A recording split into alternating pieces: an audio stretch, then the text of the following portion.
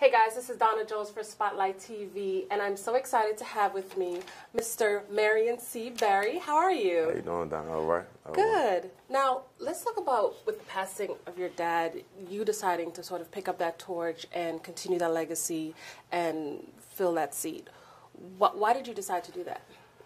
Well, it wasn't really felt a sense of obligation. You know, I see that, you know, I've been in D.C. my entire life. I've seen the city change dramatically. Right. And I always believed him. Even if he wasn't my father, I always believed in what he stood for as far as fighting for black people, fighting for, you know, Chocolate City. And Right. I saw that, you know, the leadership currently that's there, you know, is kind of moving in a different direction. So I just wanted to, felt the obligation Right. and a duty, you know, not just to him, but to the entire city to keep that going and keep the identity of the city I grew up in.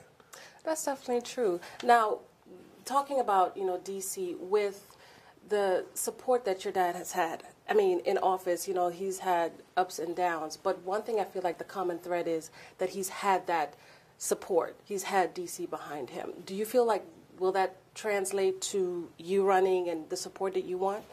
Like I said, the city's changed and a lot of things are moving in a lot of different directions, Right. but there's definitely a core of homegrown, you know, D.C. residents that stand behind me and Right. still believe in the city that we all grew up in and still have that identity and want to keep that going. Definitely. So that's what I represent. And, you know, you do realize running for this seat and you're going to be in the public eye and people are going to be watching everything you're doing. And, you know, there's definitely been recent controversy around you. How do you refocus and let people know, like, I can get this done and, you know, that you're focused on the task?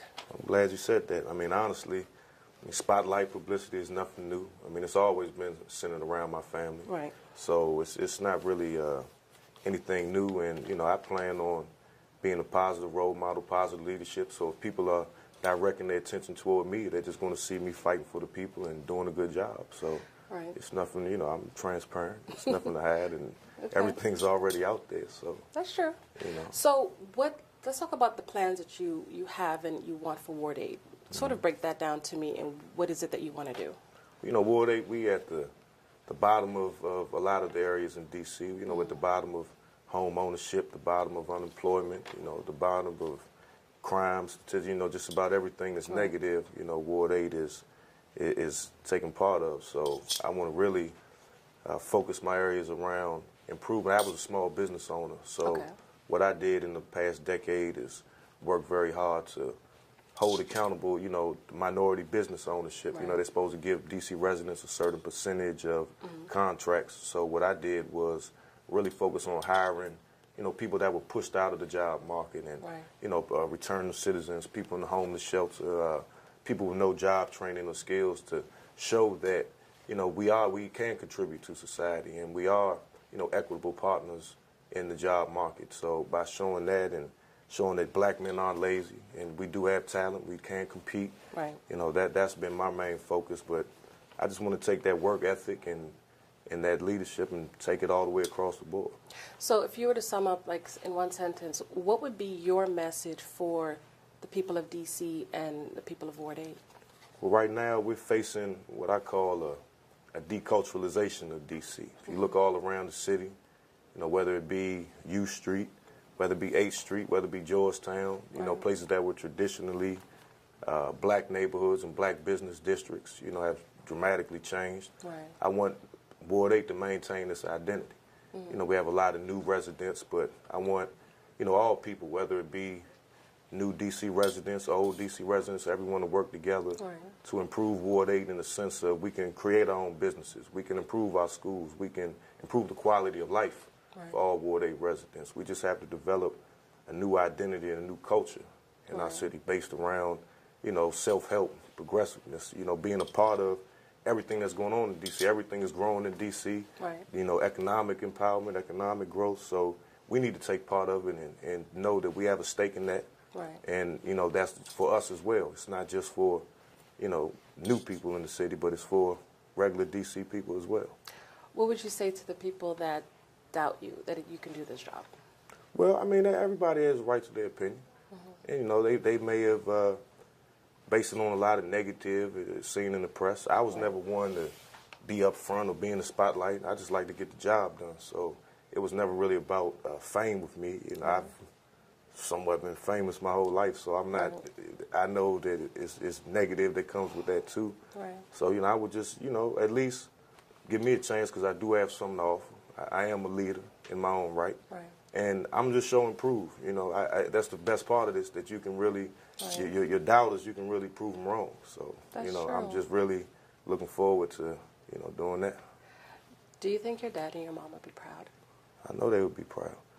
I know they would be proud, definitely. I mean, honestly, that was the last words that my father said to me. You know, we had a talk when he was at Howard Hospital, and, was talking about my business and trials I was going through and struggles and challenges just facing as a small businessman. And, he looked at me and said, you really kicking butt with your business, and I'm proud of you. That was his last words to me. Oh, wow. So I know he was proud. That was my mother's last words to me. I got my first contract on the same day she died, and her last words to me when I last saw her was, "You're going to do good as a businessman. I believe in you, and, you're going to help people." So I definitely know they'd be proud of me, and I'm following and doing exactly what they wanted me to do. How important would you say is DC and to you? I mean, just as, like you said, growing up in the city, how personal is it to you, like what it is that you're doing? See, when you're in DC, it's one thing, but when you travel across the country to other cities and other communities, you'll see that DC is definitely unique. Yeah. We have our own identity. We're trendsetters in our own right. Definitely. We're leaders, and you see that by knowing that, we have a responsibility to kind of set the stage for the rest of the country, whether it be in music, with the go-go, whether it be in business, whether it be in all areas. So, we have to really kind of be the tip of the spear, I'd say, for this whole movement. DC is definitely, absolutely, definitely going places. Absolutely. Well, I'm definitely looking forward to see what you're going to do next. And this is a show that we cover music, entertainment, and everything. So let me ask you, who do you listen to? Who's your favorite artist right now? Favorite artist right now? I mean, I listen to a lot of different artists. I say this, it's a lot of homegrown artists out of Southeast. It's a group that I got to see a couple of nights ago called Ward 8. That's the name of the group. Oh, wow, so, okay. We Act Radio as a AM station in Southeast, so they promote a lot of local artists. I'm just really into the local scene because we have a lot of talent here, and I think that needs to really be, pushed to the forefront because we have our own message. And we've never really been one to take from other cities or adopt their style. We've always had our own style. Definitely a fan of go-go, whether it be Backyard, Junkyard, Ray Essence. Always been a part of that. So, I mean, really just anything that's promoting our DC culture and our identity, I'm with it. I love it, definitely. So where can we get more information about you and, your message and what you're getting ready to do? We got a strong social media campaign. Find me on Facebook, Marion Seabury, or our website, marionseabury.com. Okay. So, just getting into the whole social media realm. I think with this technology, it's a good way to reach a large number of people and really get your message out there. I mean, still the traditional way, just getting out, shaking hands, and knocking on doors. Definitely. But you can definitely still get a lot of free advertisement and really push your own message. The media will portray you in one way, but if you go online, you can hear the words straight from me, how I feel about certain issues, and keep up with our events and our schedules. So. All right. And I'm definitely taking advantage of the technology that's out here. Thank you so much. Right. This is Donna Jones. We'll be back.